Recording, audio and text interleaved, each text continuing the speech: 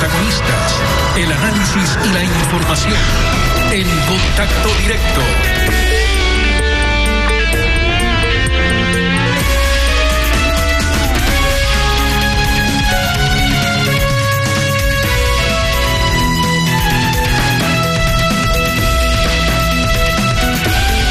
Daniela Salazar, doctora en jurisprudencia, con una maestría en leyes, con trayectoria laboral en la Comisión Interamericana de Derechos Humanos, en la Oficina del Alto Comisionado de Naciones Unidas para los Refugiados y el Centro de Mediación Fundación Fabián Ponce, catedrática de la Universidad de San Francisco de Quito.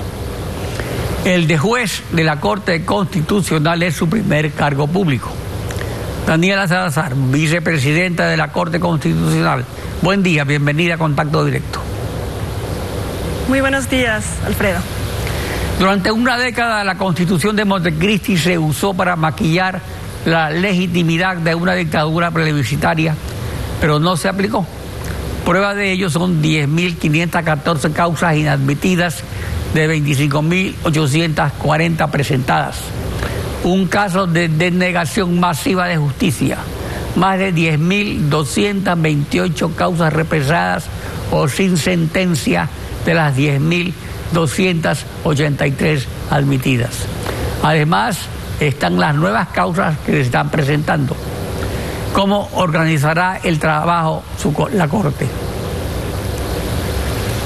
Alfredo, el trabajo de la Corte y el reto de la Corte ahora no tiene que ver solo con las causas atrasadas. El reto de la Corte tiene que ver con recuperar el rol de la Corte Constitucional como un órgano capaz de generar cambios estructurales en la sociedad, un órgano que realmente pueda hacer realidad la Constitución. Ahora, por supuesto que uno de los principales desafíos que enfrenta la Corte tiene que ver con este atraso procesal que recibe. Si vemos un poco los números, podemos ver que prácticamente la Corte anterior nos hereda la misma cantidad de causas que esa Corte resolvió en aproximadamente 10 años. Así que el reto es enorme. Ahora tenemos algunas soluciones que ya hemos propuesto entre los jueces y que se han hecho públicas. Una de ellas tiene que ver, por ejemplo, con resolver los casos de manera cronológica. La Corte anterior no resolvía los casos de manera cronológica, sino que escogía aquellos casos que le interesaban a la Corte o que le interesaban al poder, lo que es más grave, y encajonaba otros casos que eran de suma importancia para la sociedad. Esta Corte no hará eso, esta Corte resolverá todos los casos de manera cronológica, salvo algún caso que sea justificado o que tenga plazos legales distintos, y eso nos permitirá a nosotros tener un impacto distinto, que todas las personas puedan obtener justicia y no solo aquellas que tienen algún tipo de llegada hacia la Corte Constitucional, algún amigo, cosas que realmente afectan el acceso a la justicia de quienes más lo necesitan. De los nuevos casos, destacan que el Ejecutivo, el Consejo Transitorio de Participación Ciudadana, anticiparon una nueva consulta popular con los temas de la transformación de Contraloría en Tribunal de Cuentas y la reforma de las funciones del Consejo de Participación Ciudadana. ¿Ya se han presentado estos nuevos casos o todavía no están en curso? El caso todavía no ha sido presentado ante la Corte Constitucional, no existe una solicitud para que la Corte emita un dictamen, sea de reforma a la Constitución o de consulta popular, ni mucho menos. Por el momento no se ha presentado ante la Corte Constitucional. ¿Se debería consultar reformas a la Corte Constitucional para que recupere el rol histórico que le corresponde? Mire, la Corte Constitucional, el cambio que se ha hecho ahora en su composición es ciertamente insuficiente para generar esos cambios que se requieren.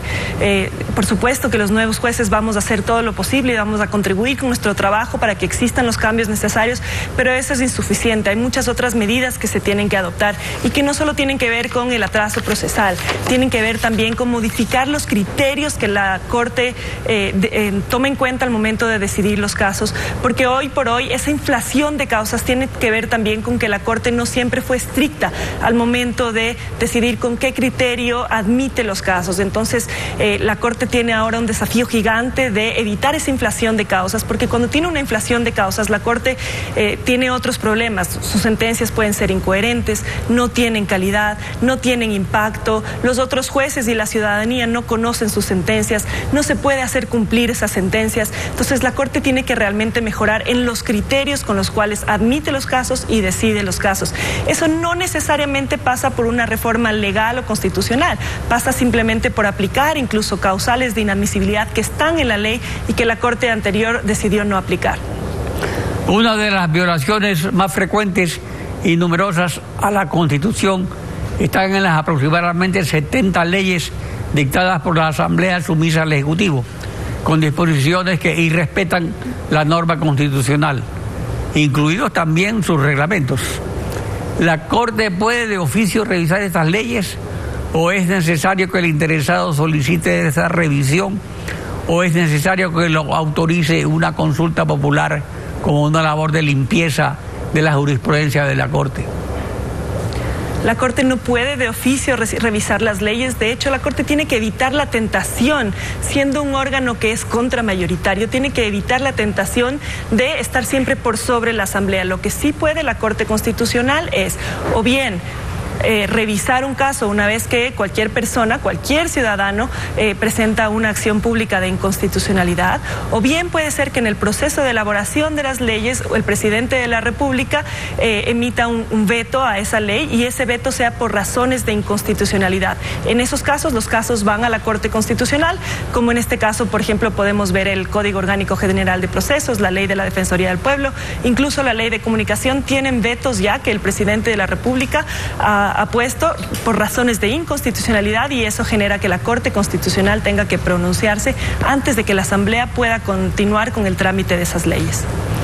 Pero yo me refiero a los casos frecuentes de iniciativas legislativas del presidente de la República y luego de casos en que estas iniciativas legislativas contienen normas que contravienen la Constitución y que pasan por lo que se llamó el Ministerio de la Ley. La Asamblea convertir en un ministerio del Ejecutivo sin que se percate ni le interese la compatibilidad con la norma constitucional.